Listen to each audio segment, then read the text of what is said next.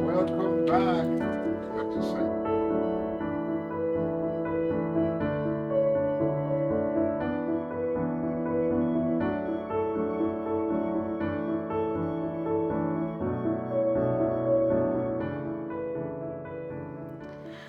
I think for me it was from quite a young age. I knew a few people that went through mental health issues, and I realised I had some friends that went through it, and I realised I was almost like supporting them and kind of counselling them, and I realised a lot of people would come to me for support and for a chat, and I just naturally had that kind of aura where people felt comfortable talking to me. And I realised that was something that I was good at, and that kind of motivated me as well. So yeah, from secondary school, I'd say when I was about 16, 17, that's when it really hit me that nursing is a good career for me to go into. So what happened? Whilst I was in hospital, I remember this was as a teenager going in and out of hospital during my GCSEs and my A levels. And I remember being very poorly, struggling with my mental health as well. And I was just looking around. I remember sat there on a hospital bed, just looking around and seeing the care that the nurses were given. Because of the age I was at as well, it was on a children's ward, so there was a lot of children that were struggling quite a lot, crying, and it wasn't a very pleasant environment for me to be in. It was quite upsetting to see that, but then seeing the impact that the nurses and the healthcare support workers were given, and the way they just impacted a patient's day, reassured them, calmed them down, that motivated me and gave me that drive to think the impact they're having, that individual is going to remember that for the rest of their lives. And that gave me a drive to go into healthcare. So when you talk with other nurses about the challenges facing nursing, what do you typically talk about? There are a lot of challenges that we face on a daily basis with challenging behaviours, managing the workload, keeping a good work personal life balance as well, which is really important. As we care for other people, it's important to care for ourselves as well. So we've taken a bit of a break. There's been a little bit of an incident on the ward. Is that common? Yeah, that can be quite common. And I think that's one of the challenges that we do face on the ward. Unpredictability. There can be incidents that occur at any point, and it can disrupt your day, disrupt what you're doing to go and attend to that immediately. So when you do have those kind of disruptions, what do you kind of keep in mind to deal with the situation in hand? I think the first thing that we'll keep in mind is that individual is in need of support at that current moment, and a lot of the time they'll find it difficult in how to express that. And it is about giving them that person-centered care. They are an individual that we're caring for, and we're there to support them. So that would be our priority, to see how we can support that individual straight away. Yeah, so I guess a big part of it, isn't it, about someone feeling they haven't got control over their situation? Yeah, and I think that's really important, because we have to remember that the patients that we work with at the moment, they are adults, and they do have their own needs, and we're there to support them with that. A lot of the time, for example, with the incident that's just happened, this particular individual we have to have an understanding of their past and the reasons for their behaviours as well.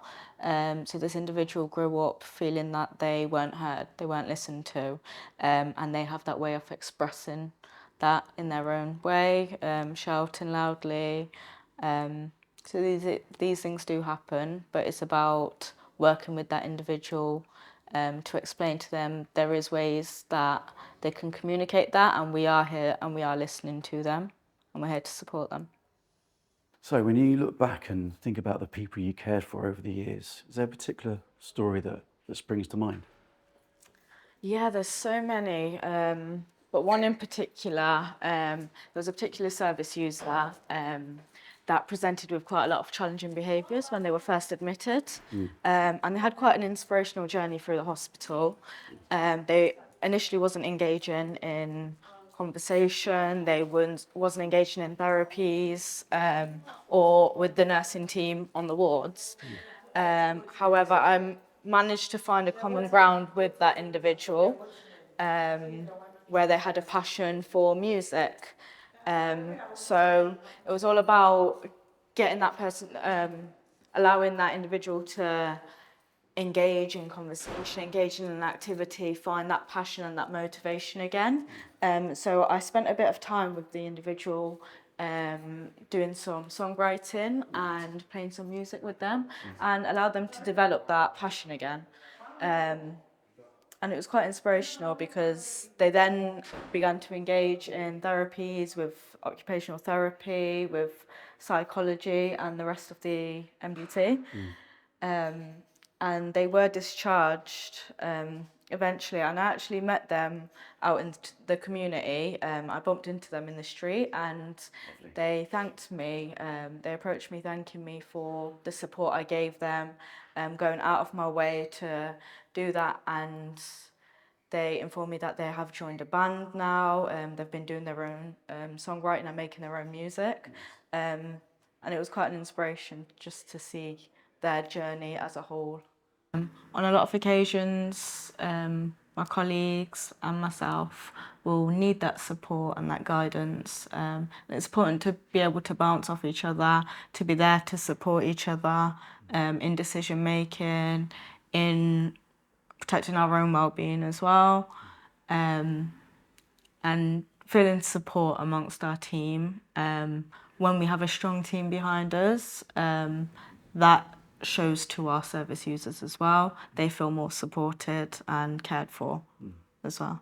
And actually, when you add that to your point about self-care as well, then it feels like you've got something which is a pretty good support structure. Yeah. It's great to hear about, the support that your colleagues give you and you give your colleagues. But what does it mean to you to know that Cygnet has got your back when it comes to your career at the company? I think it's really important to recognise that Cygnet have helped me in my development in my nursing career. I initially started working with Cygnet whilst I was training to be a nurse. I did placements as a student nurse within Cygnet, and I worked as a bank support worker. And whilst I was training, Cygnet supported me a lot in developing in my nursing career, in opportunities, transition from within different Cygnet hospitals.